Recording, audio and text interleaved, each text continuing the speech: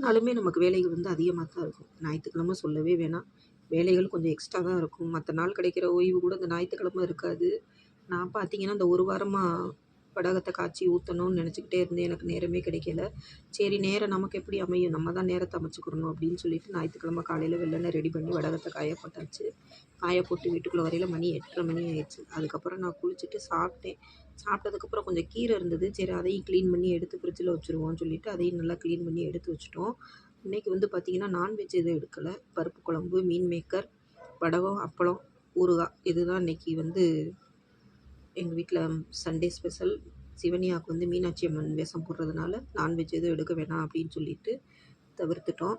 கொஞ்சம் அந்த வடகத்த காய போட்டதையும் எடுத்து நம்ம மாத்தி வச்சுருவோம் அப்படின்னு சொல்லிட்டு, துணியில எடுத்து நான் தட்டில எடுத்து மாத்தி வச்சுட்டேன். வடகம் ரொம்பவே சூப்பரா வந்தது.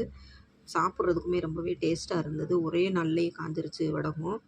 நீங்க வந்து மீனாட்சி அம்மன் கோயிலுக்குலாம் போயிருக்கீங்களான்னு கேட்டீங்க. நான் வந்து சின்ன பிள்ளையில போயிருக்கேன். இப்போ வந்து நான் போன மாரி எனக்கு சரியா ஞாபகம் இல்ல.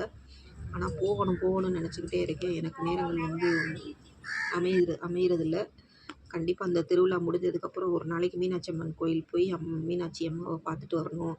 அப்படின்னு எங்க வீட்ல மீனாட்சி அம்மன் வேஷம் போட்டதுக்கப்புறம் எனக்கு ஒரு ஆசையாகி போச்சு. நல்லபடியா சிவன்யா வீட்டுக்கு வந்துட்டா, அவள ஆரத்தி எடுத்து வீட்டுக்குள்ள வரவேற்றோம். வீடியோ பிடிச்சா லைக்